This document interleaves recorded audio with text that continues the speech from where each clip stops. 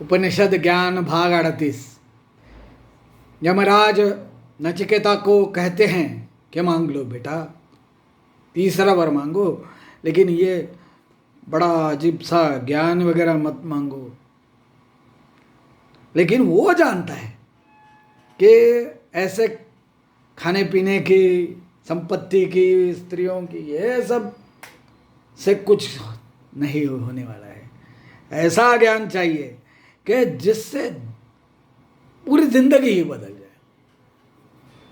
वैसे तो body maintain करने के लिए जो आवश्यक है ज्ञान, वो तो लेना ही चाहिए, मिल ही जाएगा। लेकिन उसके लिए यमराज के पास या किसी भगवंत या देवता के पास जाने की क्या जरूरत है। हमारे आसपास जो गुरु हैं वो कोई टेक्निकल पढ़ा देंगे, कोई इंजीनियरिंग पढ़ा देंगे, मेडिकल पढ़ा देंगे, तो वो सीख कर हमारा उपजीविका तो चली जाएगी। ये ज्ञान देने वाले बहुत कम हैं। इसलिए वो यमराज से मांगता है कि वो नहीं चाहिए, मुझे ज्ञान दो। तो वो यमराज फिर बोलता है, मर्त्यलोक में जो भी दुर्लभ कामनाएं है सबको बैखट के मांग। कितना ललचा रहा है, उसको देखो आगे। ये स्त्रियां हैं, मतलब कोई सुंदरियां हैं, तो वो बड़ी बड़ी सुंदर स्त्रियां गाजे बाजे सहित और रथों के सहित तुझे दे देता हूं, चलो। तो स्त्रियां अनेक वचन है, यह थोड़ा पुराने काल का समय होगा। अच्छी बात है या नहीं है, इतना उस वक्त सोचा भी नहीं होगा शायद। ऐसे ही जो परंपरा से उधर था कि एक स्त्री है ना, हमारा धर्म, प्रभु ने तो एक स्त्री का संबंध रखा था। ये स्त्रियां मांग रहा है, मतलब दे रहा है यमराज। थोड़ा गलत है, जो गलत है गलत है, कह देंगे, पीछे भी कहते। तो ऐसी स्त्रियां मनुष्यों को प्राप्त नहीं हो सकती। इतनी सुंदर, इतनी कामना पूर्ण करने वाली मैं दे रहा हूं तुम्हें। इनके साथ सुख भोग। अनेक वचन स्त्रियों के साथ सुख भोगना ये भगवान देंगे नहीं, ठीक है। लेकिन उसको शायद वो परीक्षा देखते होंगे नचिकेत की, कि एग्जैक्टली चाहता क्या है बेटा, एग्जैक्टली चाहता है कि ज्ञान मिले या ऐसे ही बोल रहा है, शाइनिंग मार रहा है। सोचते होंगे तो मरण के विषय में प्रश्न मत कर। यदि आप अंबानी के पास जाओगे और बोलोगे कि मुझे रिलायंस का कारोबार कैसे चलाना है बता दीजिए, बता देगा? नहीं बताएगा। थोड़ा बता देगा, उसका एक नौकर उसको अच्छा मिल रहा है इस हिसाब से तो देगा, लेकिन और कुछ नहीं बता देगा। वैसे ही डेथ बोल रहा है, यम बोल रहा है कि मरण मृत्यु के बारे में कुछ भी बात मत करो। लेकिन ये भी हटी है, चाहिए वो चाहिए, है अंतक, है डेथ, है मृत्यु। ये सुख भोग मनुष्य के लिए शोभा है, नाशिवंत है, खत्म हो जाएंगे। आज है कल नहीं, कोई भी सुख हो, आज है कल नहीं, पता है आपको। फिर सुख, भौतिक सुख लेना ही चाहिए। हम नहीं कहते कि भौतिक सुख को छोड़ देना है, लेकिन मर्यादा में। बार बार नहीं कह दूंगा, थोड़े में बोल दिया कि यह भौतिक सुख जो है ये अल्टीमेट नहीं चाहिए, लेकिन अल्टीमेट नहीं। और उम्र के हिसाब से थोड़ा समाधान भी आते जाना चाहिए, है ना। तो इन भोगों को भोगने के लिए सारा का सारा जीवन भी बहुत थोड़ा है। जैसे मैं कहता था कि ट्रैवलिंग करना है, मैं सोचता भी था पहले। फिर बाद में मैंने वो डॉक्टर है लंदन की, अभी थोड़ा याद नाम, थोड़ा जो भी है, इतना घूमी इतना लिखा उसके बारे में, कई पुस्तक उसने लिखे, तुर्कस्तान भी गए, वहाँ का भी लिखा है। तो मैं सोचने लगा कि साला ये खत्म नहीं होता है उसका भी, वो भी समाधान ही नहीं दिख रही है। वो जाती थी ना तो दिन रात भाग भाग के दौड़ दौड़ के सब देखती थी, लिखा है उसने। हाँ, डॉक्टर मीना प्रभु। तो उससे मुझे ये पहली बार समझ में आया कि ये विश्व तो देख के खत्म नहीं होने वाला है, जितना बन पड़े वो भगवान की कृपा से आएगा सामने, उतना देखेंगे, बाकी रह जाएगा, कोई प्रॉब्लम नहीं। तो वैसा ये ट्रैवलिंग के बारे में, वैसा सब चीज़ों के बारे में, तो जितना वो देता है बराबर देता है सब कुछ। तो ये हाथी घोड़ा, ये नाच गाना अपने पास ही रख, मतलब वो तो यम तो भोगता होगा, ये तो नहीं कह सकते, लेकिन वो स्वर्ग में है ना सब चीज़ें। तो स्वर्ग में जो देवी देवता है वो सब एक दूसरे को अच्छी तरह से मिले हुए हैं। यम राज भी ये सब देने के लिए पात्र है।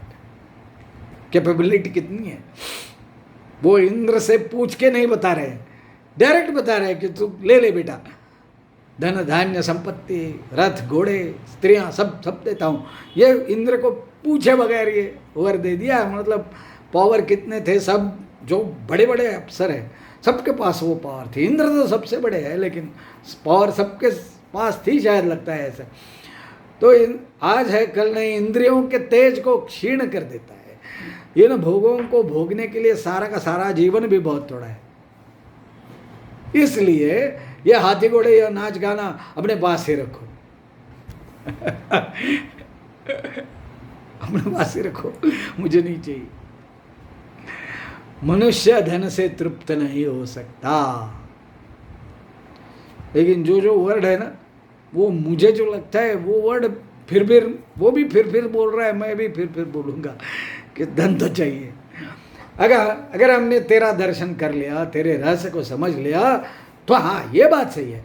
तो धन धान्य से भी बढ़कर है, धन धान्य तो कहीं से भी प्राप्त कर लूँगा, कॉन्फिडेंस है। जितना तू चाहेगा उतना ही तो हम जिएंगे, ज़्यादा तो नहीं।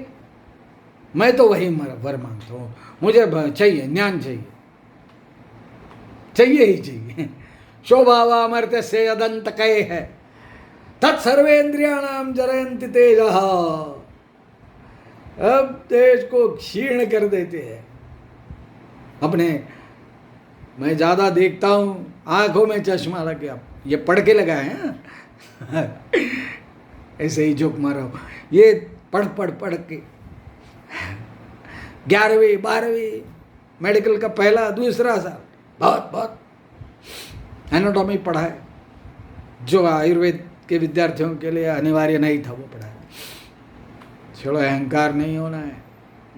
बाकी विद्यार्थियों ने तो कितना कर लिया, कितने बड़े हो गए, हम तो बहुत थोड़ा जानते हैं। अगर जीर्ण होने वाली अमृतावस्था की प्राप्ति करे, इससे उल्टा जीर्ण होने वाली मरणावस्था को कोई जानबूझकर प्राप्त करो तो वह नीच नहीं तो क्या है।